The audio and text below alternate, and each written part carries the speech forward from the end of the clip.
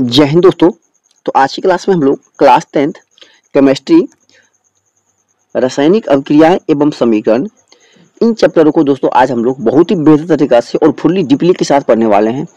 2D line और 2D point. तो आप लोग क्लास को मिस मत करिएगा और हमारे साथ शुरू से अंत तक बने रहिएगा, क्योंकि आज की क्लास में आप लोग इस चैप्टर का संपूर्ण कॉन्सेप्ट और एकदम हर एक चीज पे हम लोग चर्चा करेंगे जहां से आपके एग्जाम में क्वेश्चन आते हैं।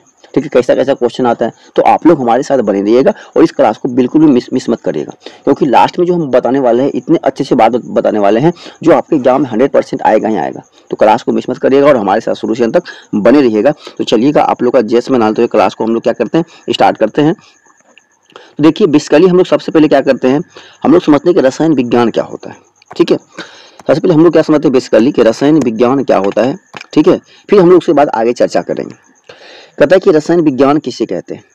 ठीक है, कहता है क्या कि विज्ञान की वह शाखा जिसके अंतर्गत पदार्थों के गुण, संगठन, संरचना तथा इनमें होने वाली परिवर्तनों का अध्ययन किया जाता है। ठीक है, उसे हम लोग क्या बोलते हैं,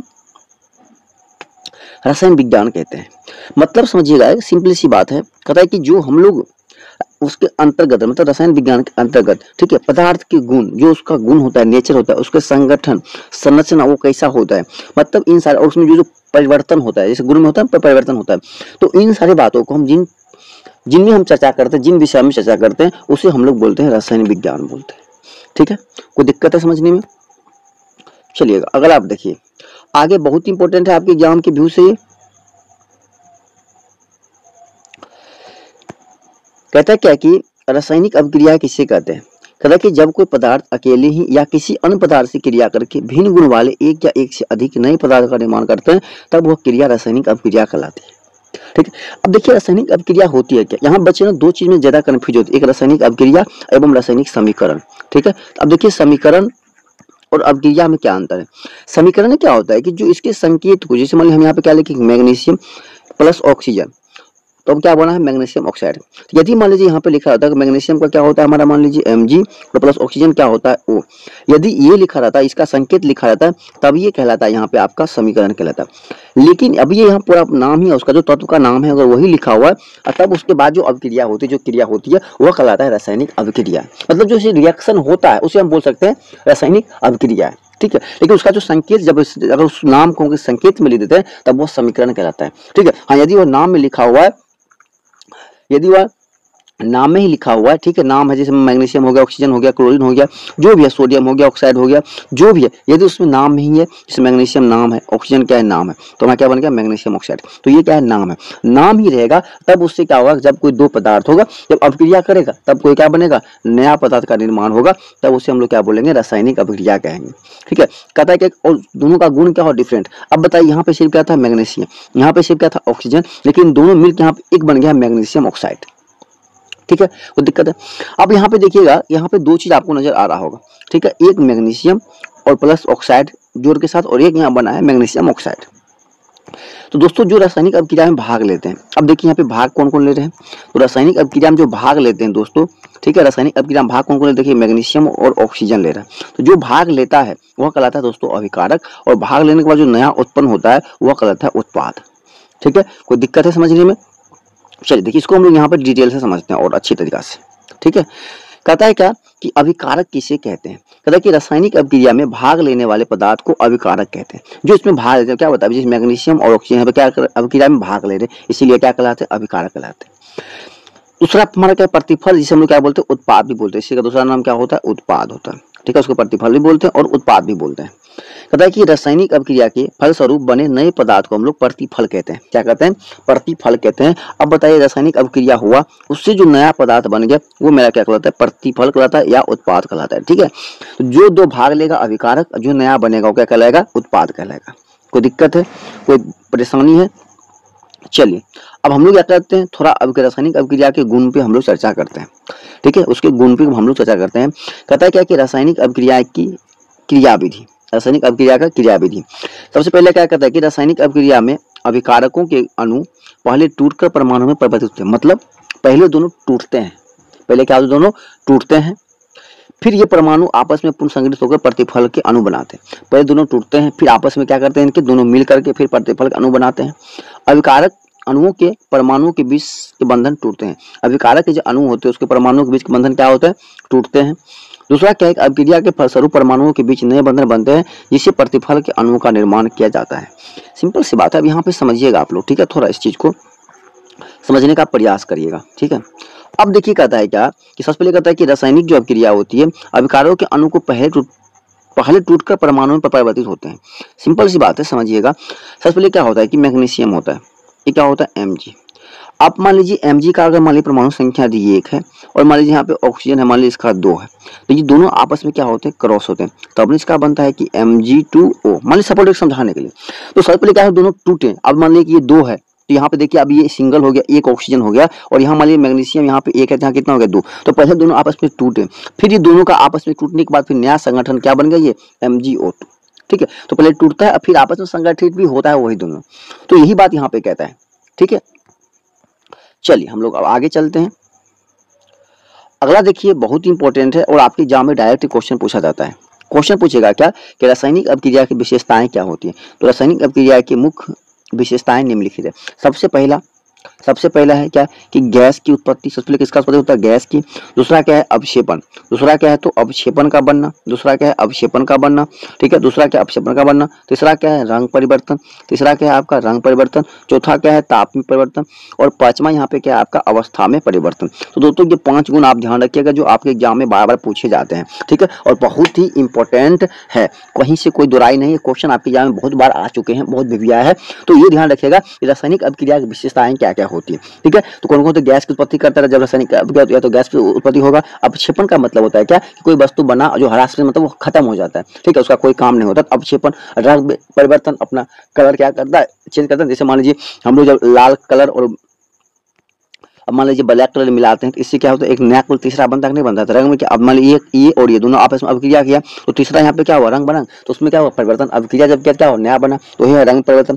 ताप में परिवर्तन क्या होता है, टेम्परेचर क्या बढ़ता है। जैसे मान लीजिए चूना होता है, और चूना में हम लोग क्या करते हैं, पानी डालते देखते हैं उसका टेम्परेचर कितना हाई होता है, पूरा गर्म हो जाता है। तो क्या हुआ, तापमान क्या हुआ, प्रयोग ठंडा होता है। जैसे हम उसमें वाटर डालते हैं तो कितना देखते हैं, हाई गर्म हो जाता है, ठीक है। जैसे हम लोग घर में दिवाली होता है, छत में घर को चूना से चुटते हैं ना, तो चूना को हम क्या करते हैं, पहले गर्म पानी में क्या करते हैं, उसको फूले के देते हैं। उससे क्या, जब जैसे देखते पानी में डालते हैं तो उससे क्या होता है, वाष्प या भाप जैसे निकलता है, ठीक है। और जब उसके जो बर्तन होता है उसको जब छूते हैं तो बहुत ही हीट होता है, तो उसमें क्या हुआ, तो ताप में परिवर्तन हुआ। ताप क्या पहले नॉर्मल था, ठीक है, ठंडा था, अब क्या हो गया, ताप बढ़ गया वहां पे, तो वो क्या हो गया, ताप में परिवर्तन। अवस्था में परिवर्तन हो गया। जैसे मान लिया पहले ठोस था, और चूने की बात करें, चूना पहले क्या था, ठोस, लेकिन जैसे पानी में डालते हो क्या हो जाता है, द्रव में हो जाता है। क्या होता है, द्रव में बदल जाता है। तो क्या अवस्था में क्या हुआ, अधिक हुआ ना, परिवर्तन हुआ। अवस्था में क्या हुआ, परिवर्तन हुआ, चेंजिंग हुआ।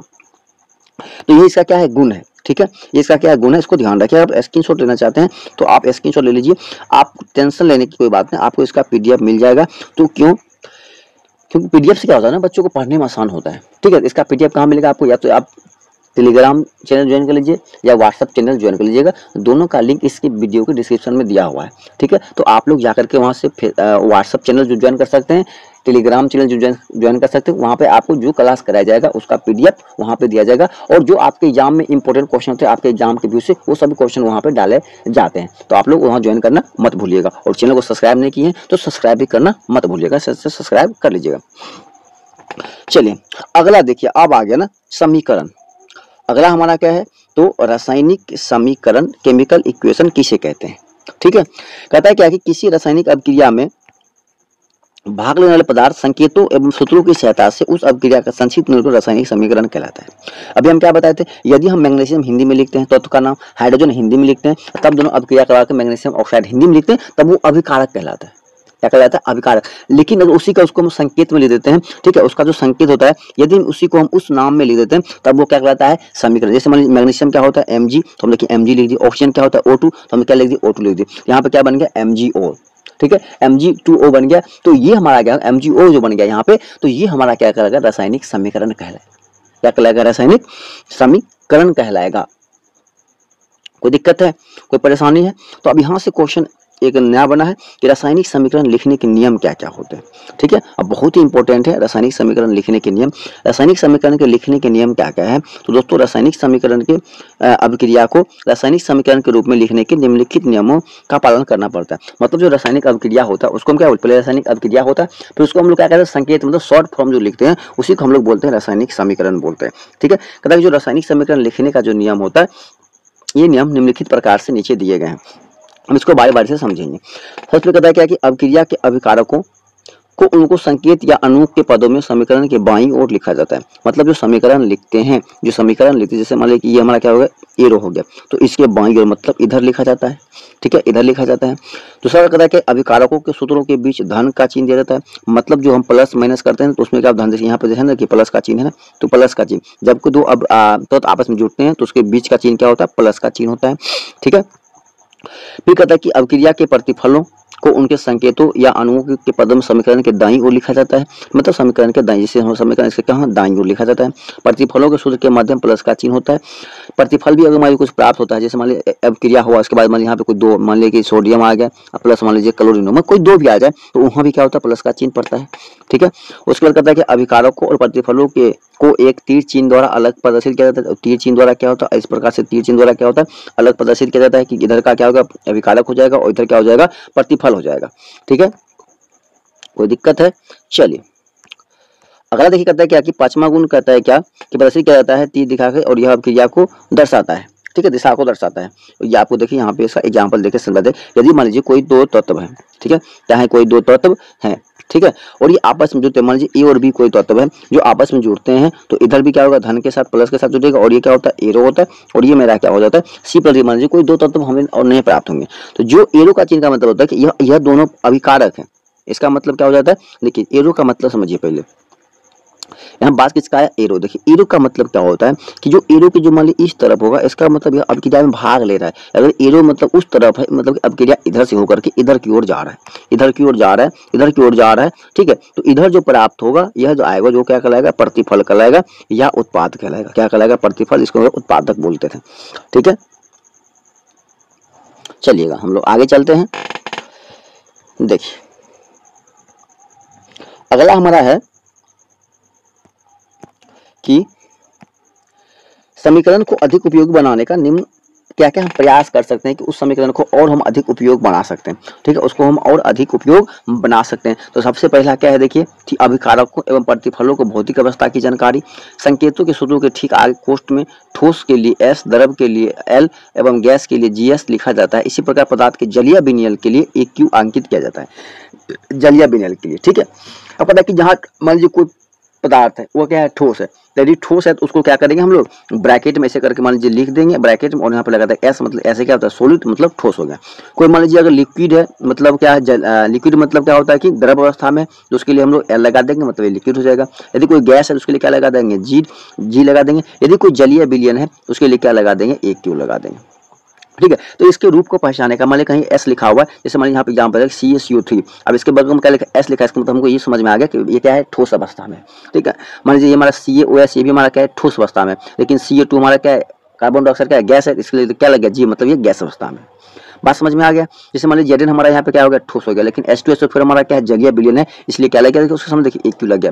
फिर देखिए Zn हमारा क्या है, जलीय विलयन, इसलिए क्या लग गया, मेरा AQ लग गया। और यहाँ पे देखिए H2 हमारा क्या है, गैस है, इसलिए क्या लग गया, G लग गया। तो ये इसकी अवस्था को पहचानने के लिए ये हमें संकेत लिखना पड़ता है। अगर S का मतलब सॉलिड हो गया, ठीक है, S का मतलब सॉलिड मतलब ठोस हो गया, L का मतलब द्रव मतलब लिक्विड हो जाएगा, G का मतलब गैस हो गया, और AQ का मतलब क्या होगा, जलीय विलयन हो गया।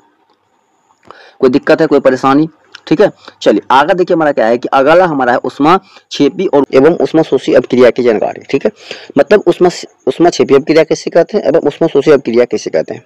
ठीक है, कहता है क्या कि जिस रासायनिक अभिक्रिया में प्रतिफल के साथ साथ ऊष्मा ऊर्जा भी निकलती है उसे ऊष्माक्षेपी अभिक्रिया कहते हैं। मतलब यदि कोई अभिक्रिया होता है उसमें क्या होता है कि ऊष्मा का भी निर्माण होता है। किसका निर्माण, ऊष्मा का भी निर्माण होता है, तब वो अभिक्रिया क्या कहलाता है, ऊष्माक्षेपी अभिक्रिया कहलाता है। जैसे यहाँ पे है कि CO प्लस OT, जब कार्बन प्लस ऑक्सीजन अभिक्रिया करता है तो CO2 गैस निकलता है प्लस ऊष्मा भी निकलता है, जो क्या कहलाता है, ऊष्माक्षेपी अभिक्रिया कहलाता है।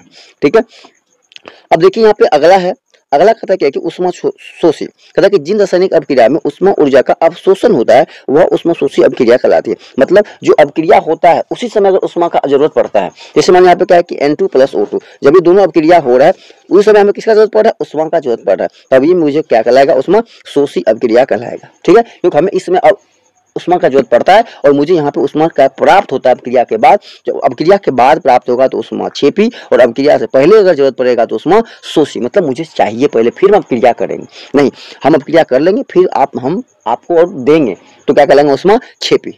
कोई दिक्कत है समझने में? चलिए अगला है क्या कि गैस के उत्सर्जन की जानकारी। ठीक है, बहुत इंपॉर्टेंट है गैस के उत्सर्जन की जानकारी। कहता है क्या कि यदि अभिक्रिया के फलस्वरूप कोई गैस निकलती है तो समीकरण में गैस सूत्र के ठीक बाद एरो का चिन्ह ऊपर की ओर लगाया जाता है। मतलब वो अगर गैस के रूप में है तो उसके लिए भाई एरो का चिन्ह कहाँ लगता है, ऊपर की ओर लगता है कि भाई गैस ऊपर की ओर जा रहा है। ठीक है, और अवक्षेपण की जानकारी, अवक्षेपण बनेगा इसकी जानकारी क्या होता है। ठीक है, जो अवक्षेपण बनेगा इसकी जानकारी क्या होगा, यदि अवक्षेपण बनता है तो उसमें एरो का चिन्ह कहाँ लगेगा, नीचे की ओर, इस प्रकार से। ठीक है, कहता है यदि अभिक्रिया के फलस्वरूप कोई प्रतिफल अवक्षेपण के रूप में पृथक होता है तो उस प्रतिफल के संकेत के सूत्र के बाद, ठीक है, एरो नीचे की ओर लिखा है। जैसे AgNO3 + HCl अभिक्रिया करता है तो AgCl यहाँ पे क्या बन जाता है, HCl बनता है और HONO3 बच जाता है। तो जो हमारा अवक्षेपण होगा वह नीचे की ओर इस प्रकार से एरो चिन्ह लगा हुआ, इसका मतलब इसका क्या हो रहा है, अवक्षेपण हो रहा है। यदि ऊपर की ओर इस प्रकार चिन्ह लगा हुआ इसका मतलब क्या है, गैस है जो ऊपर की ओर उड़ रहा है, जो हवा में उड़ रहा है। ठीक है, हवा में मिल रहा है, कोई दिक्कत है। और अवक्षेपण जो होता है क्या, मतलब पृथ्वी में मिलता है, गर्त में मिलता है। ठीक है, पृथ्वी में जो मिलता है उसको बोलते हैं अवक्षेपण, जो हवा में मिल जाता है उसको बोलते हैं गैस। कोई दिक्कत है? अगला देखिए, अगला है कि अभिक्रियाएं की जानकारी। ठीक है, जो अभिक्रिया है उसकी शर्तों क्या है, उसकी जानकारी क्या है। ठीक है, कहता है कि इस जानकारी के लिए समीकरण में प्रत्येक प्रयुक्त तीर के ऊपर या नीचे दाब, ताप, सांद्र, उत्प्रेरक आदि शर्तों के निर्देश किया जाता है। जैसे मान लीजिए अभिक्रिया होता है या तो उस पर क्या होता है, ताप या दाब की उपस्थिति में होता है। ठीक है, तो ये सभी क्या होता है कि ये सभी इसके क्या है, शर्त हैं। तो इसके जो होते हैं एरो के ऊपर होते हैं, जो एरो होते हैं इसके ठीक ऊपर लिखाता है, या मान लीजिए ताप की उपस्थिति में होता है, या दाब के कारण से होता है, या मान लीजिए कोई गैस की उपस्थिति के कारण से होता है। ठीक है, या ऊर्जा की उपस्थिति के कारण होता है, जो भी होता है इनमें से, तो इसके ठीक एरो के ऊपर लिखाता है। कहाँ लिखाता है, जो एरो होता है, मान लीजिए एरो है, एरो के ठीक ऊपर लिखाता है। कोई दिक्कत है समझने में? चलिएगा अगला देखिए, यहाँ पे कहता है क्या, कहता है कि अभिक्रिया की उत्क्रमणीयता की जानकारी। कहता है कि रासायनिक अभिक्रिया की उत्क्रमणीयता दर्शाने के लिए अभिकारक और प्रतिफल के बीच विपरीत दिशाओं में निर्देशित तीर दिया जाता है। मतलब दोनों तरफ इस प्रकार से, एक तरफ इधर जाने वाला और एक तरफ इधर, अगर दोनों तरफ से इस प्रकार से अगर तीर लगा हुआ है तब वो क्या कहलाता है, मतलब उत्क्रमणीयता का दर्शाता है। कोई दिक्कत है समझने में? चलिएगा अगला देखिएगा, बहुत इंपॉर्टेंट यहाँ से। ठीक है, VVI क्वेश्चन अब आपको यहाँ से आने वाला, जो आपके एग्जाम में डायरेक्ट पूछते हैं। कहता है कि विभिन्न प्रकार के रासायनिक अभिक्रिया है। सबसे पहले रासायनिक अभिक्रिया को उनकी प्रकृति के आधार पर कई भागों में बांटा गया है। सबसे पहला है कि संयोजन या संश्लेषण अभिक्रिया। ठीक है, जिसको बोलते हैं हम कॉम्बिनेशन, मतलब जो दोनों जुड़ के एक जगह होता है। ठीक है, कहता है कि संयोजन या संश्लेषण अभिक्रिया वह अभिक्रिया है जिनमें दो या दो से अधिक पदार्थ, तत्व या यौगिक परस्पर संयुक्त करके एक नए पदार्थ का निर्माण करते हैं और नए पदार्थ के गुण मूल पदार्थ के गुण से बिल्कुल भिन्न होते हैं, तब ऐसी अभिक्रिया संयोजन अभिक्रिया या संश्लेषण अभिक्रिया कहलाता है। जैसे कहता है कि कार्बन एवं ऑक्सीजन के बीच संयोजन। ठीक है, कार्बन एवं ऑक्सीजन के बीच क्या होता है, संयोजन होता है। यहाँ पे मान लीजिए क्या है, कार्बन C+O2 दोनों जब संयोग किया तो एक हमारा यहाँ पे नया बन गया CO2। तो यहाँ पे क्या था, C प्लस क्या बन गया, O2। जब ये दोनों मिला तो यहाँ पे एक नया आ गया, दोनों एक जगह हो गया, दोनों मिल के मेरा एक बन गया ना। ये पहले क्या था, कार्बन अलग था, ऑक्सीजन क्या था, अलग था। लेकिन जब ये दोनों का अभिक्रिया हुआ, दोनों मिल के एक बनाया CO2, जब एक बनाएगा तब वह कहलाएगा संयोजन अभिक्रिया। तब क्या कहलाएगा, वह संयोजन अभिक्रिया कहलाएगा। कोई दिक्कत है? चलिएगा अगला देखिएगा, बहुत इंपॉर्टेंट है, ये भी आपके एग्जाम में डायरेक्ट पूछा जाता है कि वियोजन या अपघटन अभिक्रिया किसे कहते हैं। ठीक है, तो कहता है क्या कि वियोजन या अपघटन अभिक्रिया वह अभिक्रिया है जिसमें जिसमें किसी यौगिक के बड़े अणु के टूटने से दो या अधिक सरल यौगिक बनते हैं और जिनके गुण मूल यौगिक गुण के बिल्कुल भिन्न होते हैं, तब ऐसी अभिक्रियाएं को वियोजन या अपघटन अभिक्रियाएं कहते हैं। जैसे मान लीजिए यहाँ पे लिखा हुआ है कि कैल्शियम कार्बोनेट का अपघटन। जो कैल्शियम कार्बोनेट है, अपघटन का मतलब क्या था, टूटना। जब वो टूटा, जैसे मान लीजिए CO3 है, ये टूट गया किसमें, CaO + CO2 में टूट गया। तो ये पहले एक था, बात को समझिएगा आप बहुत ही अच्छे तरीका से, ये पहले एक था, ये समझिएगा कि CO3 ये एक था, लेकिन अब ये आगे चल के क्या बन गया, CaO प्लस CO2 बन गया। अब ये अलग अलग बन गया, अब ये दो भागों में टूट गया। जब ये अलग अलग भागों में टूट गया, जो ये टूटने की जो प्रक्रिया होती है यही हमारा कहलाता है वियोजन या अपघटन अभिक्रिया कहलाती है। कोई दिक्कत है समझने में, कोई परेशानी? चलिए आगे क्यों हम लोग चलते हैं।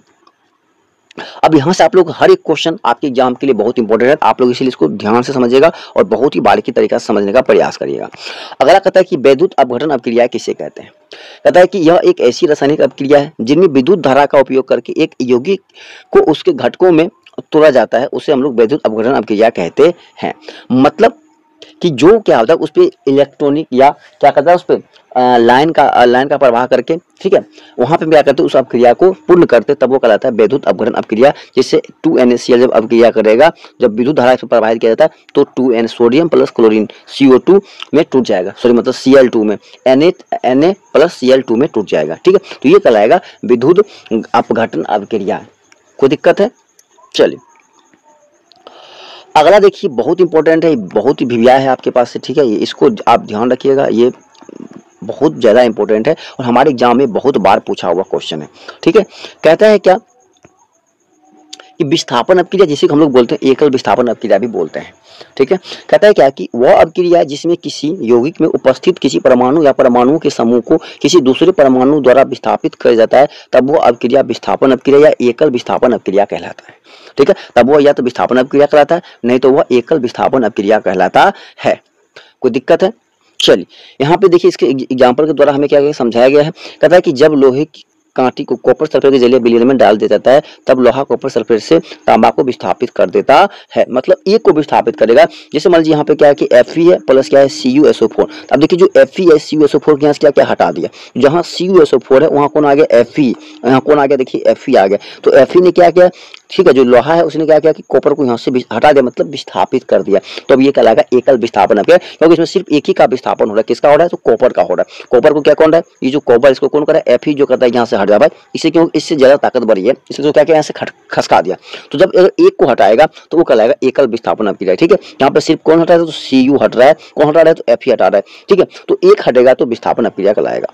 ठीक है, क्यों, क्योंकि किसी कम क्रियाशील धातु का अधिक क्रियाशील धातु से द्वारा क्या होता है, विस्थापित। हम क्या बोले, अभी आप एग्जाम्पल समझिएगा कि मान लीजिए आप एक पतली दुबले व्यक्ति हैं और यहाँ पे मान लीजिए एक मोटा व्यक्ति है। अब दोनों एक जगह यहाँ पे बैठे हुए हैं, तो अगर मोटा व्यक्ति का मन है कि आपको यहाँ से हटा दे तो वो हटा देगा, तो उसके बाद ताकत है, आपको खिसका देगा वहां से। तो वही बात होता है, जो Fe है वो क्या है, अधिक क्रियाशील। Fe क्या है, अधिक क्रियाशील है, किसकी अपेक्षा, किसकी अपेक्षा में, तो Cu का अपेक्षा में। इसीलिए Fe क्या किया, Cu को वहां से हटा दिया। जो Fe है लोहा है वो कॉपर से क्या अधिक ताकतवर है, इसलिए कॉपर को वहां से क्या किया, हटा दिया। कोई दिक्कत है? चलिएगा अगला देखिएगा, ये भी आपके एग्जाम के लिए बहुत ही भिविया क्वेश्चन है। ठीक है, आपके एग्जाम में ये भी बहुत बार पूछा हुआ क्वेश्चन है। कहता है क्या कि उभय विस्थापन अपक्रिया, जिसको हम बोलते हैं द्वि विस्थापन अपक्रिया बोलते हैं।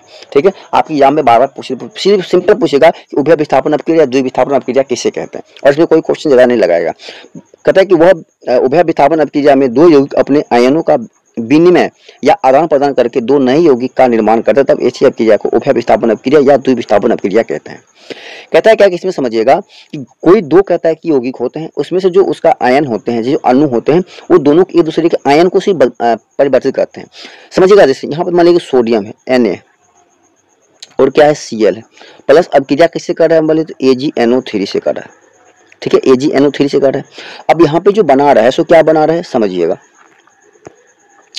यहाँ पे जो नया बना रहा है क्या बना रहा है, समझिएगा, ये बना रहा है कि AgCl प्लस NaNO बना रहा है।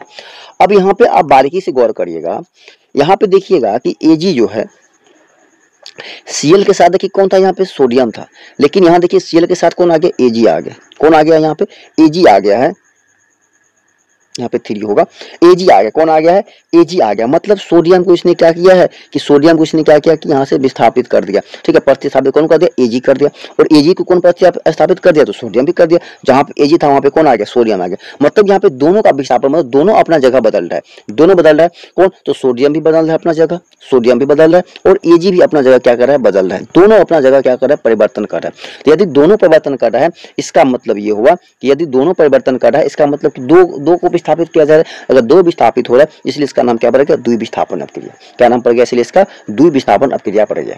कोई दिक्कत समझ रहे हैं? यदि एक का विस्थापन होगा तो एकल विस्थापन, इसलिए विस्थापन अपक्रिया। यदि दो का होगा तो द्वि विस्थापन अपक्रिया या उभय विस्थापन अपक्रिया कहेंगे। कोई दिक्कत, कोई परेशानी? चलिएगा हम लोग आगे क्वेश्चन क्यों चलते हैं। देखिए अगला क्वेश्चन हमारा कि अवक्षेपण अभिक्रियाएं किसे कहते हैं। ठीक है, अगला क्या है अपना, अवक्षेपण अभिक्रियाएं किसे कहते हैं। अवक्षेपण अभिक्रिया किसे कहते हैं, कहता है कि ऐसी रासायनिक अभिक्रिया जिनमें कोई प्रतिफल ठोस के रूप में विलयन से पृथक हो जाता है तो अभिक्रिया अवक्षेपण अभिक्रिया कहलाती है। तब ऐसी जो अभिक्रिया होती है क्या कहलाती है, अवक्षेपण अभिक्रिया कहलाती है। फिर समझिए, कहता है कि ऐसी रासायनिक अभिक्रिया जिनमें कोई प्रतिफल ठोस के रूप में विलयन से क्या होता है, पृथक मतलब हट जाता है तो कहलाता है वो अवक्षेपण अभिक्रिया कहलाता है। ठीक है, कहता है कि पृथक होने वाला ठोस पदार्थ अवक्षेपण कहलाता है, मतलब जो ठोस पदार्थ पृथक होता है वो क्या कहलाता है, अवक्षेपण कहलाता है। जैसे मान लीजिए कि NaCl हमारा क्या होता है, ठोस पदार्थ, सोडियम हमारा क्या होता है, नमक क्या होता है, ठोस पदार्थ होता है। AgNO3 यहाँ पे क्या है, AgNO3 ठीक है, विलयन है। तो यहाँ पे देखिएगा जो सोडियम, फिर यहाँ पे क्या बताइए, जो Ag है सोडियम क्या करेगा, विस्थापित कर दिया।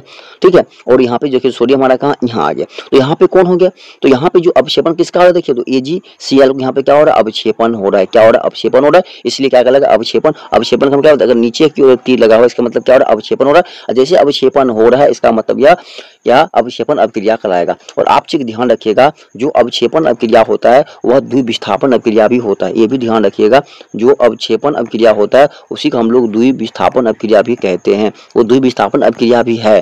क्यों है अभी हम समझाते हैं। देखिए यहाँ से देखिएगा जो सोडियम है और यहाँ पे देखिए Ag है। Ag की जगह देखिए जहाँ पे सोडियम देखिए वहाँ पे कौन आ गया, Ag आ गया, और जहाँ पे देखिए Ag है वहाँ पे कौन आ गया, सोडियम आ गया। मतलब दो जो तत्व है यहाँ पे क्या हो रहा है, विस्थापित भी हो रहे हैं। ठीक है, भले यहाँ पे AgCl2 का क्या हो रहा है, अवक्षेपण हो रहा है, तो हम अवक्षेपण अभिक्रिया बोलेंगे, लेकिन अवक्षेपण अभिक्रिया द्विविस्थापन अभिक्रिया भी होती है, क्योंकि यहाँ पे दोनों का क्या हो रहा है, विस्थापन हो रहा है। यदि मान लीजिए मैं यहाँ से एरो को हटा दूं, सपोज समझिएगा, अगर एरो लगा हुआ अगर नीचे की ओर तो अवक्षेपण अभिक्रिया होगा। यदि मान लीजिए यहाँ से ये एरो नहीं है, मान लीजिए यह एरो नहीं है, तब क्या होगा, तब हमारा द्विविस्थापन अभिक्रिया हो जाएगा।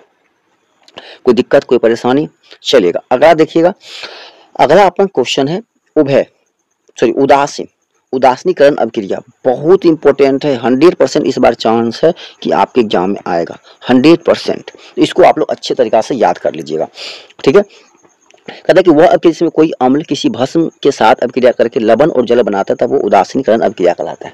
जैसे अम्ल प्लस भस्म मिल क्या बनाएगा, लवण प्लस का जल बनाएगा। अगर इस प्रकार का रिएक्शन होगा तब वह कहलाएगा उदासीनीकरण अभिक्रिया। सबसे पहले कि HCl हमारा क्या अम्ल है और NaOH हमारा क्या है भस्म है, जब दोनों मिला क्या बनेगा, NaCl लवण है और H2 हमारा क्या है जल है। H2SO4 हमारा क्या अम्ल है, 2KOH हमारा क्या है भस्म है, दोनों मिल गए, K2SO4 हमारा क्या हो जाएगा लवण एवं H2 हमारा क्या है जल है। तो इस प्रकार जो अभिक्रिया होगा दोस्तों वो सभी क्या कहलाएगा, उदासीनीकरण अभिक्रिया कहलाएगा। कोई दिक्कत है? इसको पहचानने का ट्रिक क्या होगा, देखिएगा जिसके अंदर में जल लगा होगा, H2O लगा होगा तो क्या होगा, उदासीनीकरण अभिक्रिया होगा, क्योंकि जल किस में आएगा, तो जल भाई जब अम्ल और भस्म अभिक्रिया करेगा तभी लवण एवं जल बनेगा, तो जल है इसका मतलब क्या हो जाएगा, ठीक है, यह उदासीनीकरण अभिक्रिया हो जाएगा। अब हर जगह ऐसा काम नहीं करेगा, लेकिन ज्यादातर जैसे ऐसा ही आपको देखने को मिलेगा क्लास 10th लेवल तक में।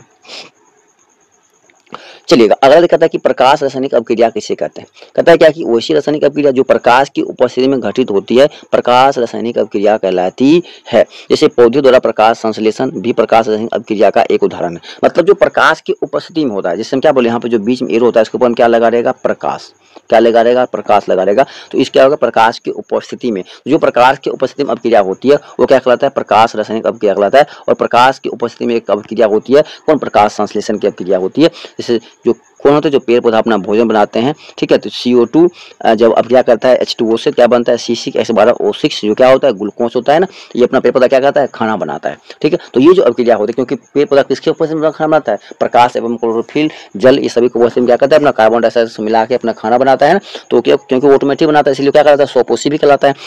तो वही जो अभिक्रिया होता है वो क्या कहलाता है, प्रकाश संश्लेषण अभिक्रिया, क्योंकि प्रकाश की उपस्थिति में बनाता है। कोई दिक्कत है? चलिए अगला हमारा है रेडॉक्स अभिक्रिया किसे कहते हैं। कहता है कि वैसी रासायनिक अभिक्रिया जिसमें ऑक्सीकरण एवं अपकरण अभिक्रिया सदैव साथ होती है वो रेडॉक्स अभिक्रिया कहलाती है। कहता है जिसमें ऑक्सीकरण एवं अपकरण अभिक्रिया दोनों साथ होती है क्या कहलाता है, रेडॉक्स अभिक्रिया कहलाता है। हम लोग पहले समझते हैं कि ऑक्सीकरण अभिक्रिया किसे कहते हैं। ठीक है, कहता है कि ऑक्सीकरण वैसी रासायनिक अभिक्रिया है जिसमें किसी तत्व या यौगिक से ऑक्सीजन का संयोग या किसी यौगिक से हाइड्रोजन का निष्कासन होता है तब वो ऑक्सीकरण अभिक्रिया कहलाता है। सिंपल बात समझिएगा, या तो इसका कंडीशन या तो ऑक्सीजन जुटेगा या तो कोई मान लीजिए अभिक्रिया हो, जैसे मान लो कि H2 है, इसमें क्या हो रहा है कि यहाँ पे ऑक्सीजन जुट रहा है, तो ये मेरा कहलाया जाएगा ऑक्सीकरण, क्योंकि अब ऑक्सीजन जुट रहा है। या क्या होगा कि हाइड्रोजन क्या होगा, हटेगा, या क्या होगा, हाइड्रोजन हटेगा, या हाइड्रोजन क्या होगा, निष्कासन होगा। तो दोनों में से कोई अगर कंडीशन होगा तब वह कहलाएगा आपका कौन सा, तो ऑक्सीकरण अभिक्रिया कहलाएगा। ठीक है, इन दोनों में से यदि कोई भी अगर ऑप्शन आपके पास रहे तो यहाँ पे क्या करेगा कि कार्बन में क्या है, ऑक्सीजन जुट रहा है, तो इसीलिए क्या कहलाएगा, ऑक्सीकरण कहलाएगा। इसी का देखिए उल्टा होता है कौन, अवकरण। कह रहा है कि वैसी रासायनिक अभिक्रिया जिसमें किसी तत्व यौगिक से हाइड्रोजन जुटेगा और ऑक्सीजन क्या होगा, बाहर निकलेगा। यदि हाइड्रोजन जुट रहा है तो अवकरण, यदि ऑक्सीजन जुट रहा है तो ऑक्सीकरण। ध्यान रखिएगा ना, यदि ऑक्सीजन जुट रहा है तो ऑक्सीकरण कहलाएगा, यदि हाइड्रोजन जुट रहा है तो अवकरण कहलाएगा। कोई दिक्कत है? तो देखिए यहाँ पे H2 है प्लस क्या है O2, यहाँ पे देखा रहा है H2 मतलब हाइड्रोजन जुट रहा है, इसीलिए क्या कहलाएगा, या अवकरण अभिक्रिया कहलाएगा, अवकरण। कोई दिक्कत है? चलिए, अब एग्जाम में, आपके एग्जाम में क्वेश्चन ये पूछता है ज्यादातर कि अवकारक किसे कहते हैं। तो दोस्तों, जिस पदार्थ का ऑक्सीकरण होता है वह क्या कहलाता है, अवकारक कहलाता है। जो पदार्थ का ऑक्सीकरण होता है वह क्या कहलाता है, अवकारक कहलाता है। और जिस पदार्थ का अवकरण होता है वह क्या कहलाता है, क्या कहलाता है, ऑक्सीकारक कहलाता है। ठीक है, सॉरी, जिस पदार्थ का ऑक्सीकरण होता है वो अवकारक कहलाता है, और जिस पदार्थ का अवकरण होता है वह ऑक्सीकारक कहलाता है। इसका उल्टा देखिएगा, अवकारक में क्या होगा, ऑक्सीकरण होगा, और ऑक्सीकरण में क्या होगा, तो अवकरण होगा। बात समझे, दोनों में उल्टा आपको दिखेगा। चलिए, आपके एग्जाम पूछता है क्या कि दैनिक जीवन में ऑक्सीकरण का उपयोग क्या होता है, तो भोजन का पचना किसके कारण होता है, ऑक्सीकरण के कारण होता है। भोजन का दुर्गंध क्या होता है, ऑक्सीकरण के कारण होता है। तो दैनिक जीवन में दोनों का क्या होगा, प्रभाव होगा, तो संक्षारण या दहन प्रक्रिया में क्या होता है, दोनों अभिक्रिया होती है। अब चलिए, दहन किससे कहते हैं। दहन कहता है किसी पदार्थ के ऑक्सीजन में जलने पर उष्मा और प्रकाश उत्पन्न होता है। जलने की इस क्रिया को हम लोग दहन कहते हैं। जैसे C+O2 जब मिलता है क्या होता है, CO2 प्लस उष्मा प्लस प्रकाश निकलता है। अब मान लो उष्मा निकलेगा तो ऑटोमेटिक क्या होगा, हम प्रकाश तो होगा ही होगा। ठीक है, नोट करें, दहन में जो पदार्थ जलता है उसे हम क्या बोलते हैं, दहनशील या ज्वलनशील पदार्थ कहते हैं। जो पदार्थ जलता है वो क्या कहलाता है, दहनशील या ज्वलनशील पदार्थ कहलाता है। कहता है कि ऐसे पदार्थ जो जलते नहीं है और दहनशील या अज्वलनशील पदार्थ कहलाते हैं। जैसे ईंट पत्थर बालू सभी का जगह और दहनशील क्योंकि सभी जलते नहीं हैं। कहता है कि ऑक्सीजन की उपस्थिति में दहन, जो ऑक्सीजन की उपस्थिति में दहन होगा तो क्या कहलाएगा। यद्यपि दहन की क्रिया प्राय वायु या ऑक्सीजन की उपस्थिति में होती है, लेकिन ऑक्सीजन की अनुपस्थिति में भी दहन संभव है, मतलब कम मात्रा में होगा। तो जिसे कहता है कि मैग्नीशियम धातु नाइट्रोजन में जलकर मैग्नीशियम नाइट्रेट बनाती है। इस प्रक्रिया में उष्मा और प्रकाश भी उत्पन्न होती है। जैसे Mg plus N2 Mg3N2 plus उसमें प्रकाश निकलता है। तो यहाँ बताए ऑक्सीजन की जरूरत पड़ा नहीं पड़ा। ठीक है, चलिए, अब कहता है कि दहन के लिए आवश्यक शर्त कौन कौन है, मतलब दहन कोई वस्तु दहनशील है तो उसके लिए क्या क्या शर्त हैं। ठीक है, दहनशील वस्तु के लिए क्या क्या शर्त हैं। कहता है कि दहन की क्रिया के निम्नलिखित 3 शर्त आवश्यक है। पहला, दहनशील पदार्थ की उपस्थिति होना चाहिए, मतलब पदार्थ क्या दहनशील होना चाहिए। दूसरा, दहन के पोषक पदार्थ की उपस्थिति में उपस्थित होना चाहिए, और ज्वलन ताप प्राप्ति होना चाहिए। ये दहन के लिए आवश्यक है, शर्तें हैं। अगला देखिए यहाँ पे है कि ज्वलन ताप। ज्वलन ताप कहता है कि वह न्यूनतम ताप जिस पर कोई पदार्थ जलना प्रारंभ करता है वह ताप क्या कहलाता है, पदार्थ का ज्वलन ताप कहलाता है। मान लीजिए जिस ताप पे हम पदार्थ क्या होता है, जलना शुरू हो जाता है, ज्वलन ताप कहलाता है। कहता है कि ज्वाला, सभी दहनशील गैस जलने पर ज्वाला उत्पन्न करती है। ऑक्सीजन की पर्याप्त आपूर्ति पर, ठीक है, कहता है जब ऑक्सीजन पर्याप्त रूप से आपूर्ति होने पर क्या होता है, इसमें ईंधन का पूर्ण दहन होता है। इसमें निर्मित ज्वाला का रंग नीला होता है। इसमें प्रकाश बहुत कम होता है। ठीक है, जब क्या होगा कि पर्याप्त आपूर्ति, जब ऑक्सीजन का पर्याप्त आपूर्ति होने पर। दूसरा है, इसे प्रकाशहीन या अपरित ज्वाला भी कहा जाता है। अब यहाँ पे देखिए अगला कि ऑक्सीजन का अपर्याप्त आपूर्ति होने पर, जब पर्याप्त रूप से ऑक्सीजन पूर्ति नहीं होगा तब क्या होगा। कहता है कि इनमें ईंधन का पूर्ण दहन नहीं हो पाता है। ठीक है, इसमें उत्पन्न ज्वाला का रंग पीला होता है। इस ज्वाला को प्रकाशमान या दीप्तमान कहा जाता है। जब ऑक्सीजन संपूर्ण रूप से नहीं पुरता है तो वो ज्यादा लालिमा होता है, मतलब ज्यादा प्रकाश क्रिएट करता है। ठीक है, इसलिए हम इसको क्या बोलते हैं, प्रकाशमान या प्रदीप्त बोलते हैं जब ऑक्सीजन नहीं होता है। चलिए, अगला है मोमबत्ती का ज्वाला। कहता है मोमबत्ती एक ज्वलनशील पदार्थ है जो मोम की बनी होती है। मोम ठोस हाइड्रोकार्बन का मिश्रण होता है। मोम किसका मिश्रण होता है, तो ठोस हाइड्रोकार्बन का मिश्रण होता है।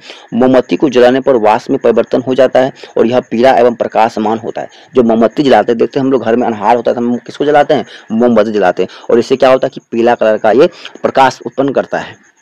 ठीक है, अब अगला है क्या कि मोमबत्ती की ज्वाला के मुख्य 3 भाग होते हैं। पहला है केंद्रीय मंडल। कहता है कि यह नीला होता है। ठीक है, जैसे मान लीजिए कि यह मान लीजिए प्रकार का क्या है कि मोमबत्ती है, समझिएगा।